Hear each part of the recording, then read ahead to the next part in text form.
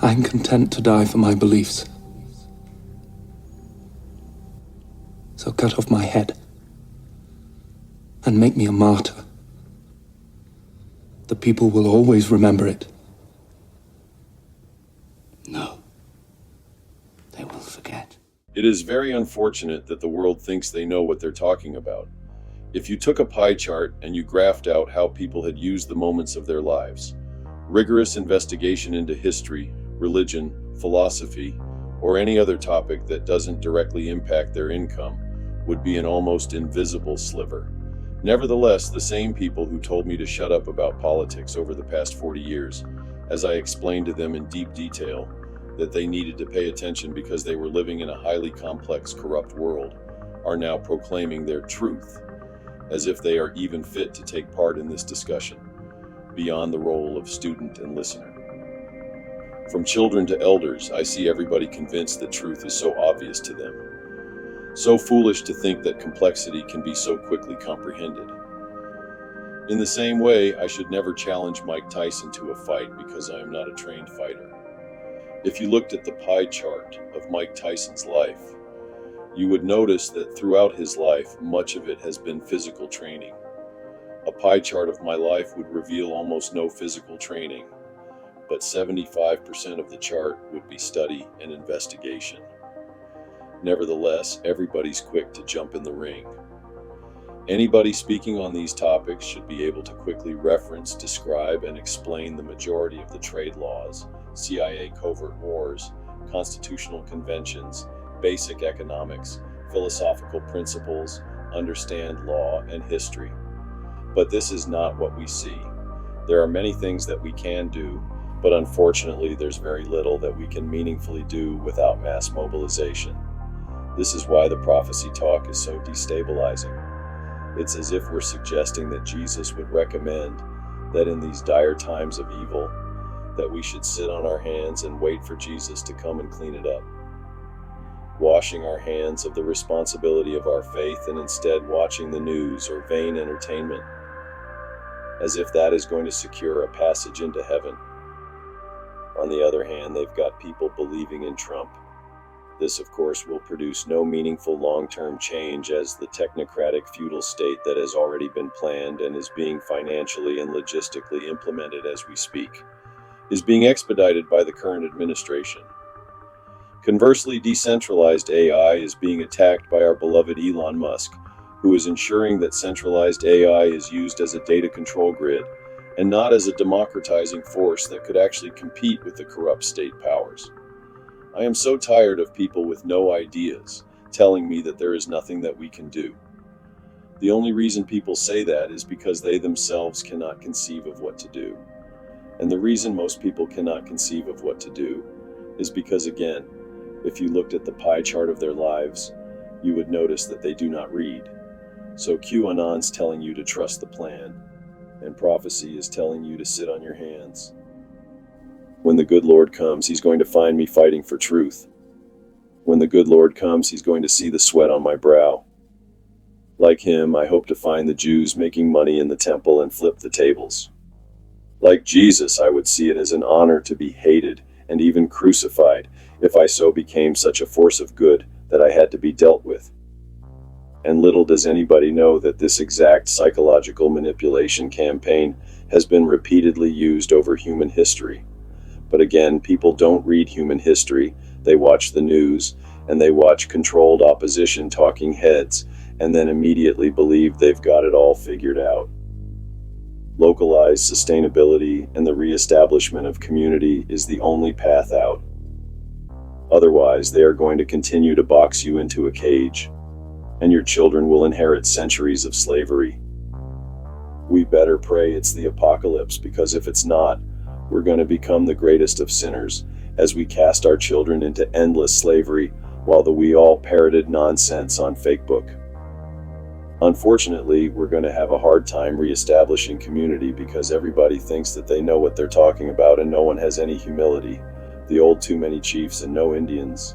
We can't rally behind a unifying narrative when everybody is screaming at each other, unwilling to humble themselves and dedicate themselves to actually looking for the truth.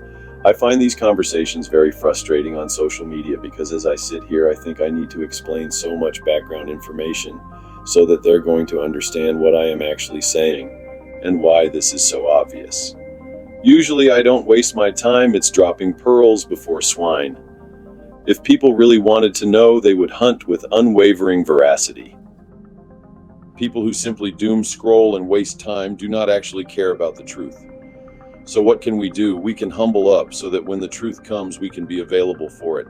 We can listen to Jesus and exercise discernment and understand that we must get our minds right in order to do so. We must live with the faith that we attest and use these last hours to demonstrate sacrifice, love, discipline, and bravery. What we should not do is tell people there is nothing we can do because you can't think of what to do. The simple reality is that tools, knowledge, technology, land, information are all social public inheritances that have been hijacked demonstrably over human history.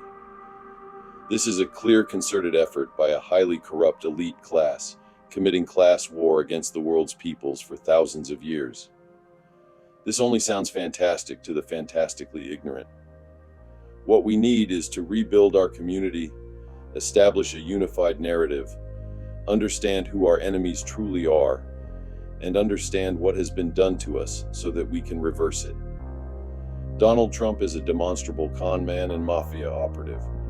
He's been receiving funding through the Deutsche Bank for 30 years. He's lost billions of dollars for them. Then he sued them for $3 billion. They loaned him another $2 billion after he sued them. But of course, I likely need to explain that Deutsche Bank has a very long history of paying the largest RICO fines in human history for operating as a mafia and terrorism banking network. There's only one other person in history who has cost a bank that much money and the bank still loaned them money, and it was actually the same bank. You know who it was? Good old Jeffrey Epstein, another political operative working for the underground crime world. But we can't consider that because then we'll have to take off that fraudulent cape Trump's been wearing, even though Trump has received more fines for violating money laundering regulations than any other casino operator in American history. He ran through a series of bankruptcies while criminal mafia and Rothschild bankers came to his rescue so that he could continue bouncing around from place to place, laundering money for the crime world, crashing the businesses that damage the communities and investors.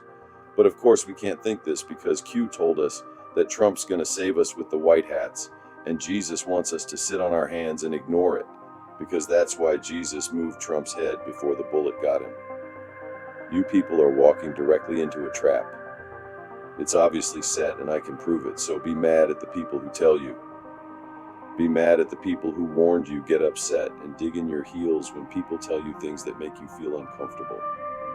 But never forget, if you looked at the pie chart of your life, how much of it would have been vain entertainment and going about your little lives? And be honest. I mean, how much of it was reading books? How much of it was deeply investigating into economics, philosophy, history? What do you know about Operation Trust in the Bolshevik Revolution in Russia? Anything? It directly relates to what's going on right now.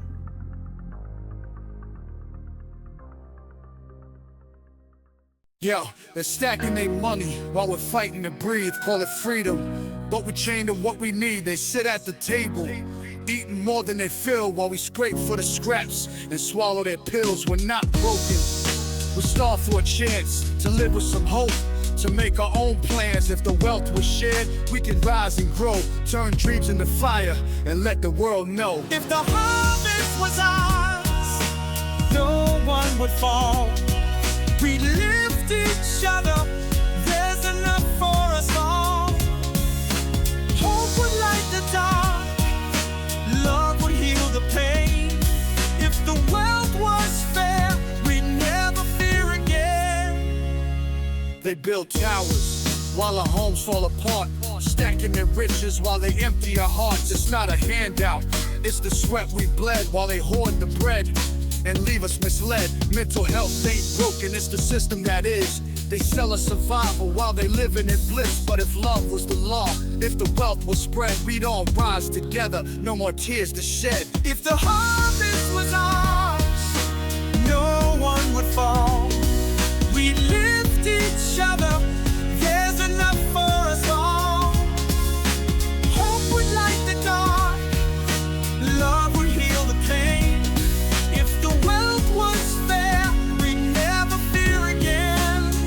Yo, they build towers while our homes fall apart, stacking their riches while they empty our hearts. It's not a handout, it's the sweat we bled while they hoard the bread and leave us misled. Mental health ain't broken, it's the system that is. They sell us survival while they living in bliss. But if love was the law, if the wealth was spread, we'd all rise together, no more tears to shed. If the harvest was ours, no one would fall. We lift each other, there's enough for us all. Hope would light the dark, love would heal the pain. If the wealth was fair, we'd never fear again. Imagine a world where we all had enough, where the road ain't so hard, where life ain't so rough. The hands that build should hold the reward, not just the few who sit and hoard. It's not a dream, it's the truth we can claim. If the power of love could shatter their game, the scraps ain't our future, the feast is our right. Together we'll stand, together we'll fight. No more scraps, no more taking the fall.